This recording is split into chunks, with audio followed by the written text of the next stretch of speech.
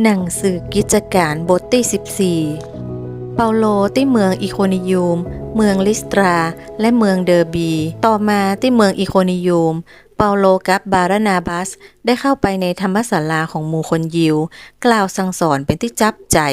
จนหมู่คนยิวและชนชาติกรีกจำนวนนักได้เชื่อถือแต่หมู่คนยิวที่บ่เชื่อก็ยุยงคนต่างชาติให้มีใจกึดหายต่อหมู่พี่น้อง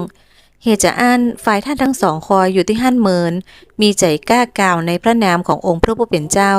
และพระองค์ได้ทรงรับรองพระดำรัสแห่งพระคุณของพระองค์โดยทรงโปรดให้ท่านทั้งสองทำหมายสำคัญการอัศจรรย์ได้แต่พลเมืองส่วนใหญ่แตกเป็นสองพวกหนึ่งอยู่ฝ่ายหมู่คนยิวและแหมพวกหนึ่งอยู่ฝ่ายอัครสาวกเมื่อตึงคนต่างชาติและหมู่คนยิวกับหมู่ผู้ปกครองได้ร่วมคิดกันจะทำการอัปยศแล้วก็จะเอาก้อนหินขว้างเปาโลกับบารานาบัสท่านทั้งสองหูแล้วก็เลยได้หนีไปยังเมืองที่อยู่ในแคว้นลิคาโอเนียคือเมืองลิสตราเมืองเดอร์บีกับชนบทที่อยู่ล้อมรอบและได้ประกาศข่าวประเสริฐที่หั่นชายพิการได้รับการรักษาจนหายที่เมืองลิสตรามีป้าจายคนหนึ่งนั่งอยู่ใจตีนมาได้เขาพิการมาตั้งแต่กำเนิดยังบ่เคยเดินเลยคนนั้นได้ฟังเปาโลอู้อยู่เปาโลก็ได้เก้นพอเขาหันว่ามีความเชื่อปอที่จะหายโรคได้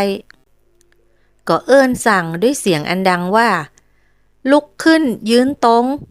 คนนั้นก็กระโดดขึ้นเดินไปเมื่อหมู่ชนเห็นการซึ่งเปาโลได้ยะนั้นก็ได้ปากันห้องเป็นภาษาลิคาโอเนียว่าพวกพระแปลงเป็นมนุษย์ลงมาหาเฮาแล้วเขาก็เลยฮ้องบารานาบัสว่าพระสุดและฮ้องเปาโลว่าพระเฮอร์เมสเพราะเปาโลเป็นผู้นำในการปูโรหิตประจำหูปพระสุสซึ่งตั้งอยู่หน้าเมืองได้จูงงัวและถือพวงมาลัยมายังประตูเมืองหมายจะถวายเครื่องบูชาโดยกันกับประชาชนแต่เมื่ออัครสาวกกับบารานาบัสกับเปาโลได้ยินจากอันก็ได้ฉีกเสื้อผ้าของตัวเก่าออกเหียโล่นเข้าไปท่ามกลางคนทั้งหลายแล้วก็ฮ้องเสียงดังว่าท่านทั้งหลายจะได้ท่านจึงยะการจะเฮาเป็นคนธรรมดาเช่นเดียวกับท่านทั้งหลายและมาประกาศให้ท่านทั้งหลายปิกจากสิ่งไร้ประโยชน์เหล่านี้เพื่อมาหาพระเจ้าผู้ทรงพระชนผู้ได้ทรงสร้างฟ้าสวรรค์และแผ่นดินโลกทะเลและสิ่งสารพัดซึ่งมีอยู่ในสิ่งเหล่านั้นในการก่อนพระองค์ได้ทรงยอมให้บรรดาประชาชาติดำเนินชีวิตตามชอบใจแต่พระองค์บ่ได้ทรงให้ขาดพยานคือพระองค์ได้ทรงกระทำคุณให้ฝนตกจากฟ้าและให้มีฤดูเกิดผลเฮาทั้งหลายเลยได้อิ่มใจด้วยอาหารและความยินดีแต่ถึงแม้ว่าได้กล่าวสิ่งนี้แล้วก็ดีอัครสาวกก็ยังห้ามประชาชนบ่ให้เขากระทำสักการบูชาถวายแก่ท่านทั้งสองนั้นได้โดยยากเปาโลโดนหินขว้างแต่ได้ฟื้นขึ้นและไปที่เมืองเดอร์บีแต่มีหมู่คนยิวบางคนมาจากเมืองอันทิโอกและเมืองอิโคนียูมพอได้ชักชวนประชาชนแล้วเขาก็ได้เอาหินขว้างเปาโลแล้วก็ลากท่านออกไปจากเมืองกึดว่าท่านตายแล้วแต่หมู่สาวกได้ล้อมท่านไว้และท่านก็ลุกขึ้นเข้าไปในเมืองแล้วพอเจ้ามา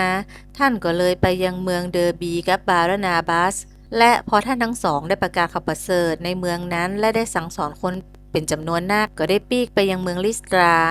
เมืองอีโคนิยูมและเมืองแอนทิโอกแฮมย่างให้ใจของสาวกทั้งหลายถือมั่นขึ้นเตือนเขาให้ดำรงอยู่ในความเชื่อแล้วก็สอนว่าเฮาทั้งหลายจำต้องทนความยากลำบากนักจนกว่าจะได้เข้าในอาณาจักรของพระเจ้าเปาโลปิกไปยังเมืองอันทิโอกพอท่านทั้งสองได้เลือกตั้งผู้ปกครองสาวกไว้ทุกคริสตจักรและได้ที่ฐานและถือว่าอาหารฝากสาวกไว้กับองค์พระผู้เป็นเจ้าที่เขาเชื่อถือนั้นและหลังจากที่ท่านทั้งสองได้ข้ามแคว้นปีซิเดียก็มายังแคว้นปัมฟิเลียพอได้กล่าวพระวจนะในเมืองเปอร์กาแล้วก็ได้ลงไปยังเมืองอัตทาลิยาแล้วก็แล่นจากติฮันไปยังเมืองอันทิโอกคือเมืองที่ท่านทั้งสองได้รับการฝากไว้ในพระคุณของพระเจ้าฮือยะการที่ท่านทั้งสองได้ย่าสำเร็จมาแล้วนั้นพอมาถึงท่านทั้งสองก็ได้ห้องประชุมคริสตจักร และได้เล่าให้เขาฟังถึงพระราชกิจตึงโมติพระเจ้าได้ทรงเนี่ยร่วมกับเขากับติพระองค์ได้ทรงเปิดประตูให้คนต่างชาติเจือแล้วท่านทั้งสองก็ได้อยู่กับหมู่สาวกที่หั่นเหมือนหน่อย